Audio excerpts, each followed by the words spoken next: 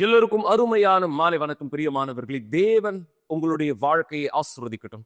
அவருடைய சர்வ வல்லமையான கரம் உங்களுடைய வாழ்க்கையானதை இந்த இடத்துல வழி நடத்தட்டும். மிக நிச்சயமாய் சில நேரம் நம்முடைய வாழ்க்கையில் நடக்கிற அந்த கடினமான சூழலை, அந்த வலியை கொடுக்கக்கூடிய ஒரு சூழலை நல்லது என்று சொன்னால் நீங்கள் என்ன செய்வீர்கள்? ஒருவேளை நீங்க கோவப்படலாம், ஒருவேளை நீங்க வலியானது கடினமானது எப்படி நல்லது நீங்க சொல்றீங்க. அப்படியான ஒரு சூழ்நிலை தான் இந்த நபருடைய வாழ்க்கை மீது மாபெரும் வித்தியாசத்தை ஏற்படுத்தியது. மிக தெளிவாக நீங்க தெரிந்து கொள்ளும்படியாக நம்முடைய வாழ்க்கை ஒரு அருமையான வாழ்க்கையானதா இந்த இடத்துல இருக்கும் பொழுதும், நீங்க எனக்கு உண்மையானதை சொல்லுங்க, தேவனை தேடுகிறவரா நீங்க இந்த இடத்துல இருப்பீங்களா?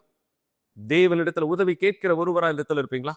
ஏன்னா உங்க வாழ்க்கை எல்லாமே அருமையானதா இருக்கும் பொழுதும் மிக நிச்சயம் பலருடைய குணாதிசயம், ஒருவேளை இது உங்களுடைய குணாதிசயமா கூட இருக்கலாம், தேவனை நாம் தேடுவது அரிதானதா இந்த இருக்கிறது. நான் சொல்றேன் சரியா? ஆனா எப்பொழுது நாம கடினங்களை, போராட்டங்களை நம்முடைய பலத்தை தாண்டி சந்திக்கக்கூடியதா இந்த இருக்கும், அங்குதான் ஒரு அதி அற்புதமான வழியை நாம் தேடுகிறோம், ஒரு அதி அற்புதமான கரத்தினுடைய உதவியை தேடுகிறோம். அதுதான் சரியாக இந்த நபருடைய வாழ்க்கை மீது இந்த நடந்தது என்று சொன்னால் தவறானது கிடையாது. ஒரு மிகப்பெரிய விபத்தை சந்தித்தவராய் சூழலை மிக கடினமானதாய் இந்த மாறியது. அதுவரை அழிக்கப்பட்ட ஒரு பாவமான வாழ்க்கையை வாழ்ந்து கொண்டிருந்த ஒரு நபர், என்ன நடந்தது, இவருடைய வாழ்க்கை மீது எப்படியாக மாற்றம் துவங்கியது, நீங்களே தெளிவாய் இடத்துல தெரிந்து கொள்ளும்படியாக. ஏன்னா சில நேரம் தேவன் பிரச்சனைகளை அனுமதிக்கிறார். இது தவறில்லை, தேவன் பிரச்சனை அனுமதிக்கிறார். அந்த பிரச்சனையிலிருந்து நாம் வெளியே வரும்பொழுது பழைய நபராக அல்ல, புது நபராக இடத்தில் திரும்புவதற்கும், தேவனது உங்க பிள்ளைகளுக்கு செய்ய முடியும், தேவன் உங்க கணவருக்கு செய்ய முடியும், தேவன் உங்களுடைய வாழ்க்கையில செய்ய முடியும், உங்களுடைய குடும்பத்தார் யாரா இருந்தாலும் தேவனுடைய திட்டத்திற்கு நீங்கள் அனுமதித்தால் அவருடைய வழியிலே அவர்களுடைய வாழ்க்கையானதை மாற்றுகிற தேவனாய் நம் தேவனானவர் இந்த இருக்கார். என்ன நடந்தது, என்ன பிரச்சனையானது, அது என்ன விபத்தானது, அது இந்த சூழ்நிலை எப்படி ஆசீர்வாதமான சூழ்நிலையை இந்த திரும்பியது, நீங்கள் தெரிந்து கொள்ள இந்த விருப்பம் உள்ளவராய் இருக்கிறீர்கள் என்று தெரியுது. எனவே நான் உங்களுடைய அதிகமான நேரத்தை எடுத்துக்கொள்ள விரும்பல. இந்த நபருடைய பிரச்சனை என்னவாக இருந்து தேவன் என்னவாக இந்த வாழ்க்கையை மாற்றினார் பாருங்கள் இப்பொழுதே. இவருடைய வாழ்க்கையில் நடந்த எல்லாமே இவர் எடுத்த தீர்மானம். அந்த தீர்மானத்துல இவர் விளைவுகளை சந்திச்சார். எனக்கு சரியா 10 வயசுல என்னுடைய அப்பா என்னை கொலை செய்ய முயற்சி பண்ணார். அவர் இந்த மாதிரி ஒரு பிரிட்ஜுக்கு மேலே கொண்டு போய் இந்த மாதிரியான வார்த்தைகளை கிட்ட சொன்னார். நீ பிறந்ததே பிரயோஜனம் இல்லை, நான் தான் உன்னை உலகத்துக்கு கொண்டு வந்தேன், நானே இந்த இடத்த விட்டு உன்னை எடுத்துடுறேன். அப்புறம் நான் சொன்னேன், அப்பா என்னை கீழே கூட தூக்கி போடுங்க, நான் கீழே விழுந்து இறந்துட்டேன்னா பரவாயில்ல, பிரச்சனை இல்லை. ஆனால் நான் ஒரு வேளை இறக்கலைன்னா ஒரு பெரிய மோசமானவனாக நான் மாறிடுவேன். இந்த வார்த்தைலாம் எனக்குள்ள ஒரு நரகமாக இருந்தது. அந்த வெறுப்பு எனக்குள்ள இருந்தது, அந்த எரிச்சல், இது எல்லாமே எனக்குள்ள இருந்தது. எனக்கு தெரியும், ஒரு நாள் இது எல்லாத்தையும் நான் வெளியே விட்டுருவேன். அந்த நாள் வந்துச்சு. எனக்கு சரியா 11 வயசாக இருந்தது. நான் முதல் ஒரு ஆளை கொலை செஞ்சேன். அப்போ ரொம்ப சின்ன பையனாக இருந்தேன். நான் சீர்திருத்தும் பள்ளியில் தள்ளப்பட்டேன். அந்த இடத்துல நான் ஒரு படிப்பாறை மாதிரி இருக்கும், கற்றுக் கொடுப்பாங்க. அது ஒரு பள்ளிக்கூடம் மாதிரி, சீர்திருத்தும் பள்ளி. அங்கே தான் நான் நிறைய தவறான விஷயத்தையும் கற்றுக்கிட்டேன். நான் அந்த இடத்த விட்டு வெளியே வரும்போது நான் செஞ்ச முதல் விஷயம், அங்கே கற்றுக்கின எல்லா விஷயத்தையும் நான் வெளியே செஞ்சேன். ஃபாலசனுடைய இந்த முறை வெறுப்பு, கோபம் இருந்த இந்த நபர் இப்போ ஒரு கூலிக்காக கொலை செய்கிற ஒரு ஆளாக மாறிட்டார். போயிட்ட பிற்பாடு அங்கே தான், அந்த இடத்துல தான் நான் நிறைய தவறான விஷயம்லாம் பண்ண ஆரம்பித்தேன். எக்கச்சக்கமான விஷயம், நான் கற்பனை பண்ணி பார்க்காத விஷயத்தெல்லாம், நான் அவமானப்படுற விஷயத்தெல்லாத்தையும் செஞ்சேன். அங்கே என்னுடைய அம்மா அங்கே நான் நல்ல பையனு நினச்சிருந்தாங்க. ஆனால் உண்மை தெரிய வந்தது, நான் நல்ல பையன் இல்லை, நான் ஒரு மிருகம்தான் அப்படின்னு அவங்க கண்டுபிடிச்சாங்க. அப்புறமா எனக்குள்ளே இருந்த ஒரு ஆசை, கொலை செய்கிறது எல்லாரையும் கூலிக்காக. நான் ஒரு முறை ஒருத்தனுடைய உயிர் எடுத்து எங்கள் அம்மா கண்ணுக்கு முன்னாடியே, அது நடந்த பிற்பாடு எங்கள் அம்மா கவலை அடைஞ்சாங்க, ரொம்ப பயந்துட்டாங்க. என்னுடைய பையன் ஒரு கொலைக்காரனாக மாறி இருக்கானே அப்படின்னு. நான் ஒரு மனுஷனாவே என்னை பார்க்கல, நான் ஒரு மிருகமாக தான் என்னை பார்த்தேன். ஏன்னா எனக்குள்ள எதுவுமே இல்லை. எனக்குள்ள என் மேலே அன்பே இல்லை. ஆண்டவர் மேலே எனக்கு அன்பே இல்லை. என்னை பொறுத்த வரைக்கும் நான் தான் ஆண்டவர். எனக்கு யார் மேலேயும் அன்பும் இல்லை, நான் பாசமாக வைக்கல. எனக்குள்ள ஒரு யோசனை, ஒரு எண்ணம் இருந்தது. நான் இப்படி தான், நான் தான் பெரியவன், என்னை யாராலையும் பிடிக்க முடியாது, என்னை யாராலையும் அசைக்க முடியாதுன்னு நினச்சேன்.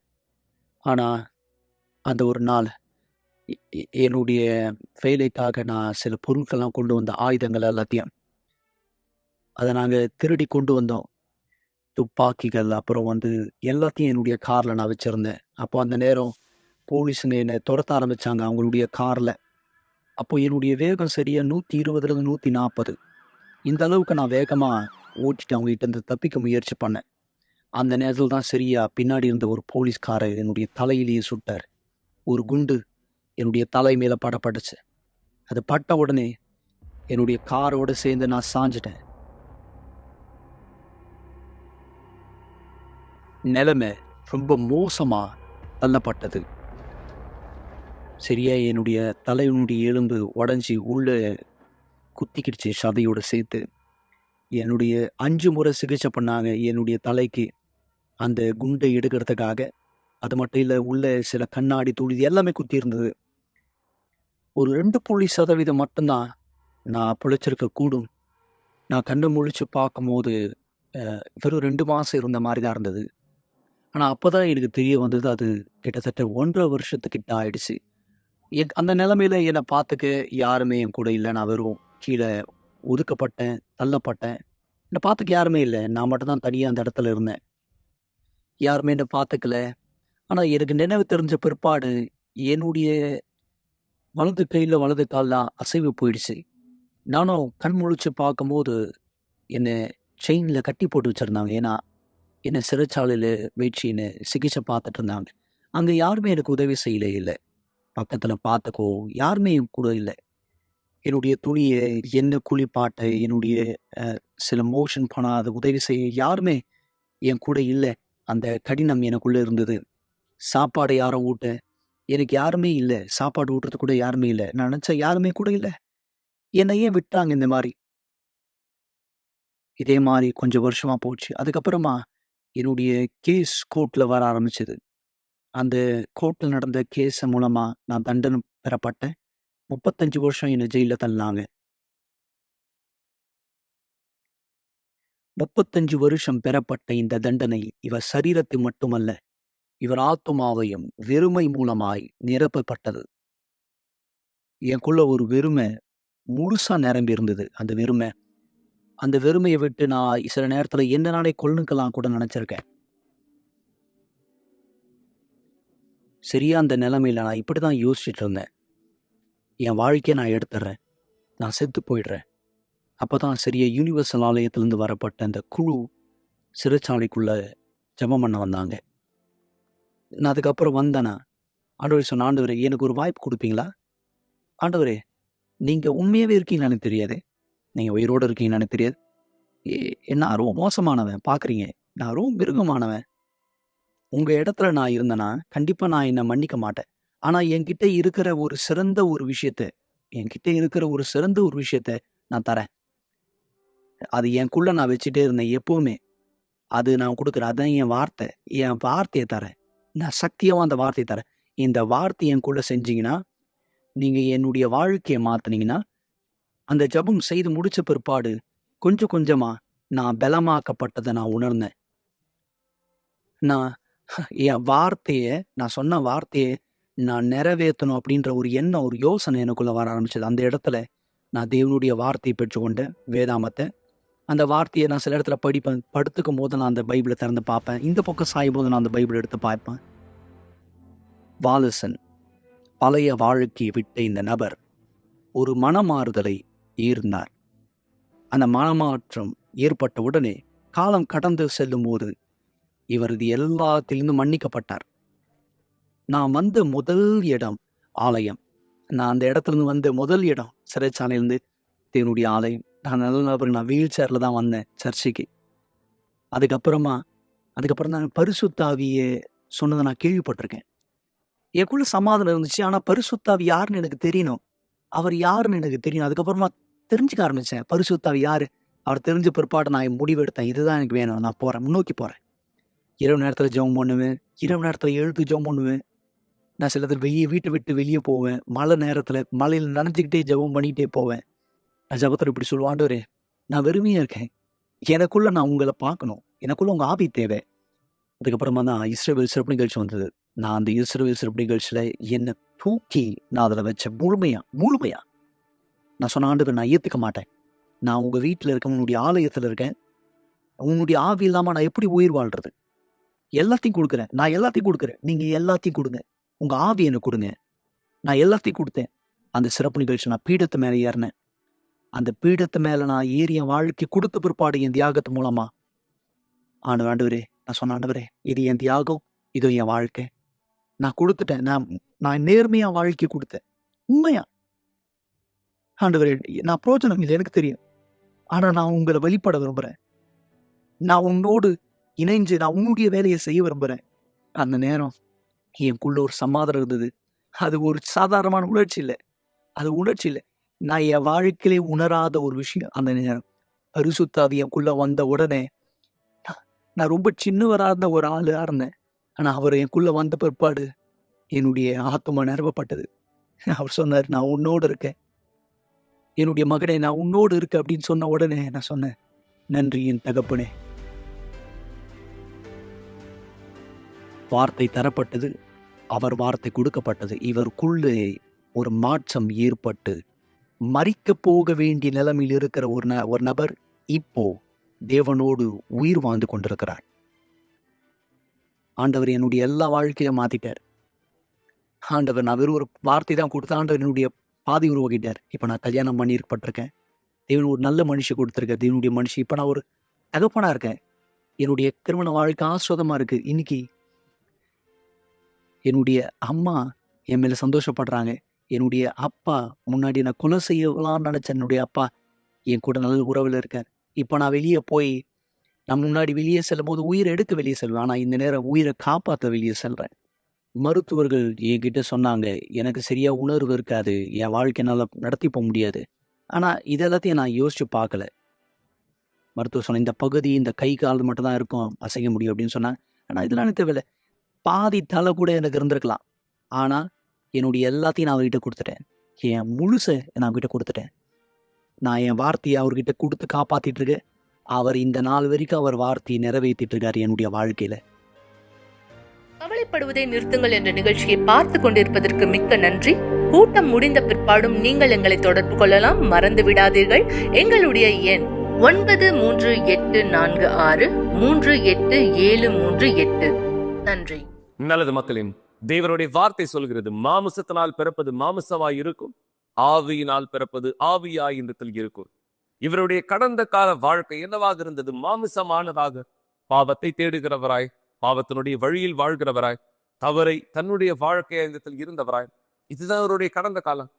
ஆனா தேவனோடு இந்த புது பிறப்பை பெற்றுக்கொள்ள வழியானது உருவாக்கப்பட்ட பிற்பாடு தேவனுடைய பிறப்பை பெற்றவராய் இவர் தேவனாலே பலப்படுத்தப்பட்ட இன்று இந்த சாட்சியாய் நிற்கும்படி தேவன் உங்களுடைய வாழ்க்கையை இந்த மாற்ற விரும்புகிறார். தேவன் உங்களுடைய சூழ்நிலை இந்த மாற்ற விரும்புகிறார். சில நேரம் கடினங்கள், பிரச்சனைகளை நாம் சந்திக்கும் பொழுது நம்முடைய இயல்பான குணாதிசயம் குறை சொல்வது, அதை நிறுத்துங்கள். அது ஏன் அனுமதிக்கப்படுகிறது? அந்த பிரச்சனையானதை ஏன் நாம் கடந்து போகிறவராய் தேவன் அனுமதியானதை தருகிறார் என்பதை தெளிவாக புரிந்து கொள்ளுங்கள். என தேவன் வாழ்க்கையை மாற்ற விரும்புகிறார், வேறு ஒன்றுமல்ல. தேவன் வாழ்க்கையை மாற்ற விரும்புகிறார். அந்த அவமானத்திலிருந்து, அந்த வலியிலிருந்து, அந்த வேதனையிலிருந்து, அந்த துக்கத்திலிருந்து அவர் உங்க வாழ்க்கையை விடுதலையாக்க விரும்புகிறார். என அவர் வாக்களித்த அந்த சிறந்த பலனின் தேசத்தை நாம் கைப்பற்றும்படியாக. மக்களே, உங்களுடைய வாழ்க்கை மாற முடியும்.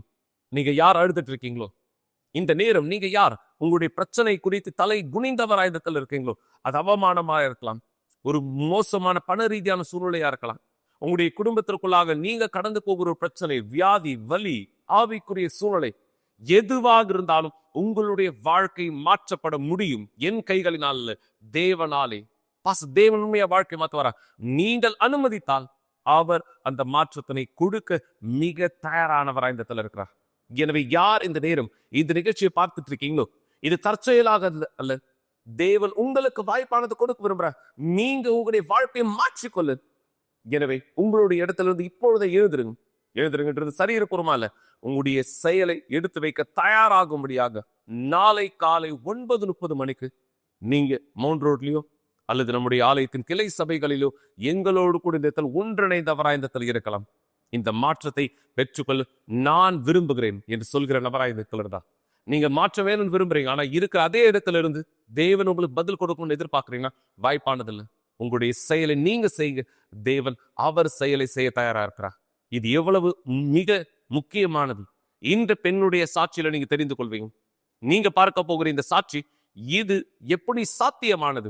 சூழ்நிலை கடினத்திலிருந்து, அவமானத்திலிருந்து, வலியிலிருந்து தேவன் நிலையை எப்படி மாற்றினார். தன்னுடைய சொந்த சரீரத்திற்குள்ளாக அந்த நபருடைய வாழ்க்கைக்குள்ளாக இருந்து வெளிப்புறம் வரையும் தேவன் எப்படியான மாற்றத்தை கொடுத்தார் என்பதை நீங்களே பார்க்கும்படியாக என தேவன் இது உங்களுக்கும் உங்க பிள்ளைகளுக்கும் உங்களுடைய குடும்பத்தாருக்கும் செய்ய தயாராக இருக்க பாருங்கள் குழந்தை. வணக்கம். என் பேரு கௌரி. நான் வந்து முதல்ல ஆலயத்துக்கு வந்து சும்மா தான் வர ஆரம்பிச்சேன். ஸோ ஜஸ்ட் சும்மா இன்வைட் பண்ணியிருந்தாங்க. ஸோ அதுக்காக தான் வர ஆரம்பிச்சேன். ஸோ நான் தொடர்ந்து வர நான் வந்து இந்த ஆலயத்தோட விசுவாசம் புரிஞ்சுக்கிட்டேன். அதாவது எப்படின்னா, இங்க ரொம்ப ஸ்ட்ராங்கா இருந்தாங்க. ஸோ நெறைய பேர் விடுதலை பெற்றாங்க அப்படின்ற ஒரு சாட்சி எல்லாமே நான் கேள்விப்பட்டேன். ஸோ நான் வந்து அதுக்கப்புறம் எங்க வீட்ல வந்து எங்க அப்பா ரொம்ப குடிப்பாரு, சிகரெட் பிடிப்பாரு. அவரு வந்து ஒரு 30 வருஷமா அந்த பழக்கத்துக்கு அடிமையா இருந்தாரு. ஸோ அவரு ட்ரிங்க்ஸ பண்ணும்போது, வீட்ல வந்து எனக்கு பயமா இருக்கும். ஏன்னா எங்க அம்மாவ அடிப்பாங்க அப்படின்னு சொல்லி நான் பயப்படுவேன். அதனால வந்து எங்க அப்பாக்காக நான் பிரேயர் பண்ண ஆரம்பிச்சேன். நான் வந்து அவருக்காக வந்து பர்ப்பஸ்லாம் பண்ண ஆரம்பிச்சேன். நான் சாக்ரிஃபைஸ் அதெல்லாம் பண்ணேன். ஸோ அது பண்ணதுக்கு அப்புறமா வந்து ஒரு 2 இயர்ஸ் ஆச்சு அவர் மாறுறதுக்காக. ஆனாலுமே நான் வந்து அத நிறுத்தவே இல்ல. நான் வந்து தொடர்ந்து அவருக்காக போராட ஆரம்பிச்சேன். ஒவ்வொரு பிரேயருமே என்னுடைய ஃபர்ஸ்ட் பிரேயர் வந்து நான் அவருக்காக தான் பண்ண ஆரம்பிச்சேன்.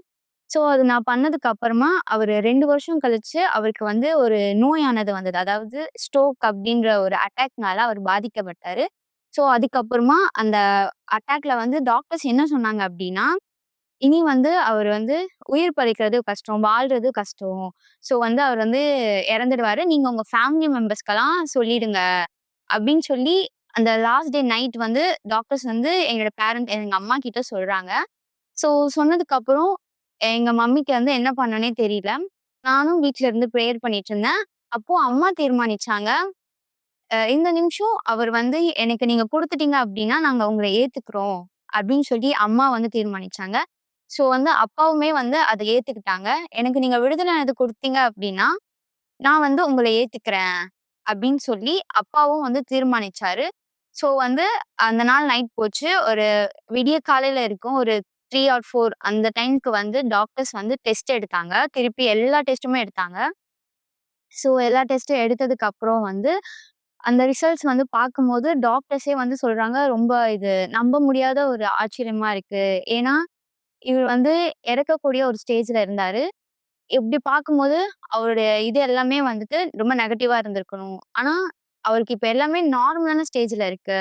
எல்லாமே சுகரும் சரி, பிபி எல்லாமே வந்து நார்மலான ஸ்டேஜ்ல இருக்கு. அவருக்கு வந்து இப்ப எதுவுமே இல்ல. ஸோ வந்து ஒரு 2 நாள் வந்து அப்சர்வேஷன்ல வச்சுட்டு, நீங்க அவர வந்து வீட்டுக்கு கூட்டிட்டு போயிரலாம். அப்படின்னு சொல்லி டாக்டர்ஸ் வந்து அப்படி சொன்னாங்க. ஸோ அந்த நிமிஷம் வந்து என்னுடைய அப்பாவும், என்னுடைய அம்மாவும் வந்து முழுமையா தீர்மானிச்சாங்க. உயிருள்ள தேவன் வந்து நம்மள உண்மையாவே குணப்படுத்தியிருக்கார். அப்போ இந்த தேவன் கிட்ட நம்மளால விடுதலை பெற முடியும் அப்படின்னு சொல்லி, அவங்க 2 பேருமே வந்து ஆலயத்துக்கு வர ஆரம்பிச்சாங்க. அவங்களும் வந்து சர்ச்சுக்கு வர ஆரம்பிச்சாங்க. ஸோ வந்து அதுக்கப்புறம் நாங்க ஃபேமிலியா சர்ச் வர ஆரம்பிச்சோம். ஆனா அதுக்கு எனக்குள்ளாக வந்து எப்பவுமே ஒரு பயமானது இருந்துச்சு. ஒரு ரொம்பவே பதட்டமா இருப்பேன். யார்கிட்டயாவது போய் பேசணும்னா ரொம்பவே பதட்டப்படுவேன், பயப்படுவேன். எனக்குள்ளாக வந்து ரொம்பவே எப்படி சொல்றதுன்னா, இன்ஃபியாரிட்டி காம்ப்ளெக்ஸ் இருந்தது. என் ஃபேமிலில கூட வந்து என்ன கம்பேர் பண்ணி பேசுவாங்க. ஸோ அப்படிலாம் பேசும்போது வந்து நான் வந்து அவங்க விளையாட்டுக்கு தான் சொல்லுவாங்க. ஆனா எனக்கு வந்து அது ரொம்பவே கஷ்டமா இருக்கும். ஏன்னா நான் வந்து ரொம்ப டார்க் ஸ்கின்னா இருக்கிறதுனால. ஸோ வந்து அதனால எனக்கு ரொம்ப கஷ்டமா இருந்துச்சு. அப்புறம் நான் ரொம்ப பயப்படுவேன். அப்புறம் வீட்ல வந்து நான் ரொம்ப கோவப்படுவேன். எங்க அப்பா, அம்மா எது சொன்னாலுமே ரொம்ப வந்து கோவப்படுவேன். அண்ணா கூட ரொம்ப சண்டை போடுவேன். ரொம்பவே கெட்ட வார்த்தை பேசுற ஒரு பெண்ணா தான் நான் இருந்தேன். ஆனா அதுக்கப்புறமா நான் சர்ச் போக யூத் யூத் மீட்டிங் தான் நான் ரொம்ப இன்வால்வ்மென்ட்டா போக ஆரம்பிச்சேன். ஏன்னா, அங்க தான் என்ன கூப்பிட ஆரம்பிச்சாங்க. ஸோ வந்து பாஸ்டர்ஸ் வந்து ஒரு நாள் வருவாரு. ஸோ அவரு வரும்போதெல்லாம் வந்து நான் சம்டைம்ஸ் ஒளிஞ்சுப்பேன். ஏன்னா, ஒரு ஆலயத்துக்கு வந்து என்ன இன்வைட் பண்ணுவாரு யூத் மீட்டிங்க்கு. ஸோ எனக்கு வந்து சம்டைம்ஸ் போக பிடிக்காது.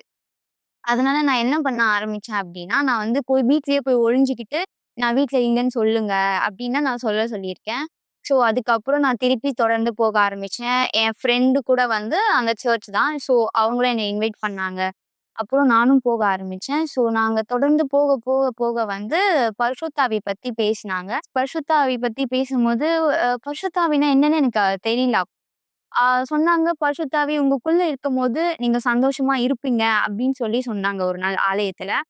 பரிசுத்த ஆவி நம்மளுக்குள்ளயா? அது எப்படி ஒரு ஆவி எப்படி நமக்குள்ளாக வர முடியும்? அப்படின்ற ஒரு டவுட் அந்த கேள்வியானது எனக்குள்ளாக இருந்துச்சு. ஸோ நான் வந்து தொடர்ந்து சர்ச்சுக்கு போனேன். வெட்னஸ்டே சர்வீஸ்லாம் போக ஆரம்பிச்சேன். ஸோ அதுக்கப்புறமா வந்து ஒரு நாள் வெட்னஸ்டே அன்னைக்கு நான் வந்து பரிசுத்த ஆவிய பெற்றுக்கொண்டேன். எப்படி போயிடுச்சுன்னா, நான் எனக்குள்ளாக இருக்க அந்த தாழ்வு மனப்பான்மை அத எல்லாத்தையுமே நான் மாத்திக்கிட்டேன். ஆலயத்துல வந்து ஒரு நோக்கமானது ஸ்டார்ட் பண்ணியிருந்தாங்க. ஸோ வந்து நான் அத தெரிஞ்சுக்கிட்டேன். ஸோ நான் அத தெரிஞ்சுக்கிட்டு, அதுக்கப்புறமா நான் அதுல கலந்துக்கிட்டேன். ஸோ அதுல ஒவ்வொரு நாளுமே நான் வந்து என்ன ஆவிக்குரிய விதத்துல வந்து நான் என்ன தியாகம் பண்ண ஆரம்பிச்சேன். அ ஒவ் அந்த ஒவ்வொரு நாளுமே வந்து எனக்கு ரொம்பவே கஷ்டமானதா இருந்தது. சொல்லப்போனா அந்த நாட்கள்ல மட்டும் தான் எனக்கு ரொம்ப புடிச்ச விஷயங்களே எங்க வீட்ல நடந்தது. ஆனா, நான் அதுல எதுலயுமே வந்து இன்வால்வ் பண்ணவே இல்ல என்ன. ஸோ நான் வந்து முழுக்க முழுக்க நான் பரிசுத்த ஆவி தேடுறதுல மட்டும் தான் நான் ஃபோக்கஸா இருந்தேன். அதுக்கப்புறம் நான் பரிசுத்த ஆவி பெற்றுக்கொண்டேன். ஸோ நான் ரொம்பவே ஸ்ட்ராங்கா வர ஆரம்பிச்சேன். நான் எந்த சர்வீஸுமே நான் மிஸ் பண்ணாம வெட்னஸ்டே, ஃப்ரைடே, சண்டேன்னு சொல்லி நான் ரொம்ப தொடர்ந்து வர ஆரம்பிச்சேன். நான் வந்து ரொம்பவே எப்படி சொல்றதுன்னா, ரொம்ப சந்தோஷமா இருந்தேன் அந்த நாட்கள்ல. எங்க வீட்ல ப்ராப்ளம் இருந்தா கூட நான் ரொம்ப சந்தோஷமா இருக்கிற ஒரு நபரா தான் இருந்தேன். எப்படின்னா, வெளியில சந்தோஷமா சொல்லல. எனக்குள்ளாக நான் ரொம்ப சந்தோஷமா இருந்தேன். ஆனா, அதுக்கப்புறம் கொஞ்ச நாள் போனதுக்கப்புறம் நான் ஒரு தவறானது செஞ்சேன். நான் அத செஞ்சேன். அதுக்கப்புறம் நான் இங்க இல்ல. நான் வந்து வேலூர் போயிட்டேன். ஸோ, அப்போ வந்து எனக்கு ரொம்பவே கிளியரா தெரிஞ்சது. எனக்குள்ளாக பரிசுத்த ஆவி இல்ல. நான் பரிசுத்த ஆவிய இழந்துட்டேன் அப்படின்னு சொல்லி. ஸோ வந்து எனக்கு ரொம்பவே கஷ்டமா இருந்தது. நான் வந்து என்ன நானே ரொம்ப தாழ்த்தக்கூடிய ஒரு நபரா இருந்தேன். அ யாராவது என்ன பார்த்தாங்க அப்டின்னா, "நீ ஏன் அவங்கள பார்க்குற? நீ இப்டி ஒரு தப்பு செஞ்சுட்ட. இப்டி தப்பு செஞ்சுட்டு நீ அவங்கள பார்க்கக்கூடாது. அவங்க ரொம்ப நல்லவங்க." அப்டின்ற ஒரு எனக்குள்ளாக ஒரு தாழ்வு மனப்பான்மைலாம் எனக்கு ரொம்ப ஏற்படுத்த ஆரம்பிச்சது. ஸோ எனக்கு சரியா வந்து நான் தூங்கல அப்போ. ஏன்னா நான் ரொம்ப கஷ்டப்பட்டுட்டேன். நான் ரொம்ப என் வீட்ல இருக்கவங்கள நான் ரொம்ப காயப்படுத்திட்டேன் அப்படின்னு சொல்லி, நான் ரொம்பவே வந்து என்ன நான் ரொம்ப கஷ்டப்படுத்திக்க ஆரம்பிச்சேன். ஸோ திருப்பி வந்து நான் சென்னை வந்தேன். நான் சென்னை வந்ததுக்கப்புறம், நான் வந்து திருப்பியும் நான் வெட்னஸ்டே வந்து நான் சர்ச் வர ஆரம்பிச்சேன். ஸோ நான் அப்படி வர ஆரம்பிச்சு நான் வந்து திருப்பி நான் வந்து தெரிஞ்சுக்கிட்டேன்.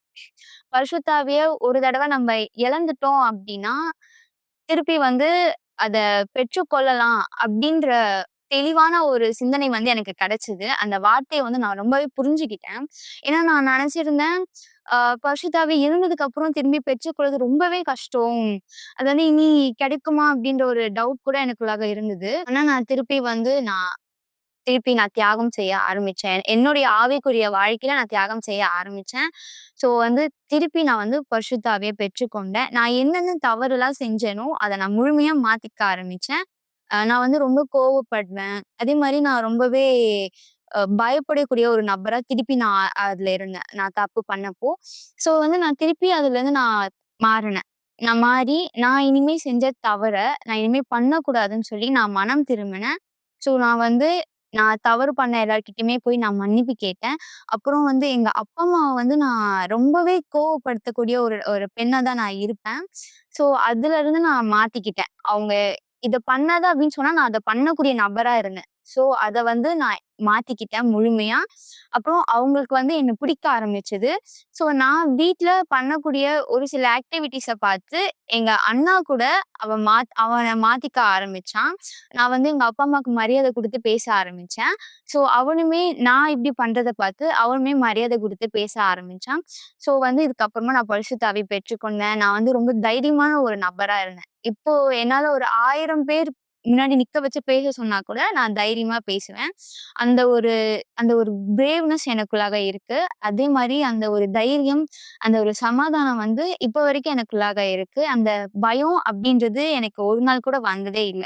எங்க வீட்ல எவ்ளோ பிரச்சனை நடந்தாலும் சரி, இப்ப கூட நான் தைரியமா தான் இருக்கேன். அந்த ஒரு சமாதானம், அந்த ஒரு நிம்மதி அப்படின்றது எனக்குள்ளாக இருக்கு.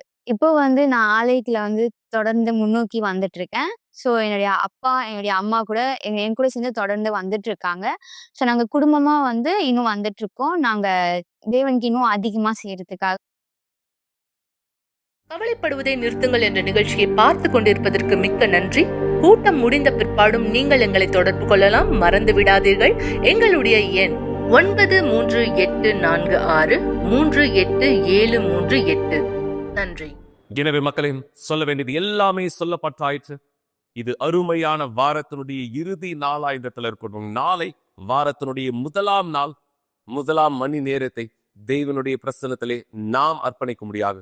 விசுவாசத்தில் எங்களோடு கூட இந்த இடத்துல இணைந்திருக்க உங்களை நான் வரவேற்கிறேன். நீங்க ஆலயத்தினுடைய முகவை தெரிந்து கொள்ள விரும்புறீனா, அல்லது நீங்க மற்ற காரியங்கள் விவரங்களை தெரிந்து கொள்ள விரும்புறீனா, உதவி எண்களில் எங்களை தொடர்பு கொள்ளலாம். உங்களுக்கு தேவனுடைய வழிவிடத்தலை கொடுக்க நாங்கள் தயாராக இருக்கிறோம். உங்க படியை நீங்க எடுத்து வைங்க. தேவன் அவர் தன் படியை எடுத்து வைக்க தயாராக இருக்கிறார். என வித்தியாசத்தை உருவாக்குகிறது நம்முடைய தேவன். அவர் தாமே மாற்றத்தை கொடுக்கட்டும். உங்க வாழ்க்கையை ஆசீர்வதிக்கட்டும். நாளை ஆலயத்தை சந்திக்கிறேன். இயேசுவின் நாமத்தினாலே. ஏய், என்னை நல்லா பாருங்க, என்னை நல்லா உத்து பாருங்க. நான் என்ன நினச்சிட்டு இருக்கேன்னு சொல்லுங்க. வயதானவன் நேரத்தை வீணாக்கிட்டு இருக்கான், கடைசி காலத்தை எண்ணிட்டு இருக்கான்னு நினைக்கிறீங்களா? உண்மையில் நான் இங்கே வந்தேன் உங்ககிட்ட சொல்கிறதுக்காக. எல்லாமே கடந்து போயிடும்.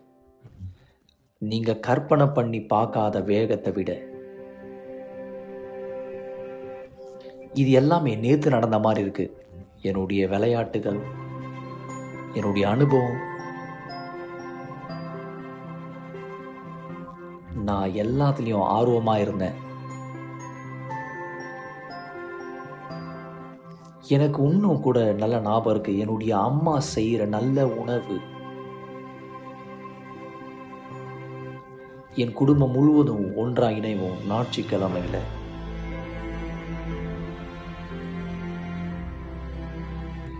எல்லாமே நான் அடைஞ்சேன். என்னுடைய கனவுகள் எல்லாமே நிறைவேற்றப்பட்டது. நான் விரும்பாதது எல்லாமே எனக்கு நடைபெற்றது. என் கண்களை திறக்கும் போது எனக்கு 50 வயசா இருந்தது, 70 ஆச்சு, 90 ஆச்சு. எல்லாமே கடந்து போயிடுச்சு. எவ்வளோ நாட்கள்? எதுவுமே இல்லை. எல்லாமே கடந்து போயிடுச்சு. இது எல்லாமே கொஞ்ச நேரம் மட்டும்தான் இருக்கும்.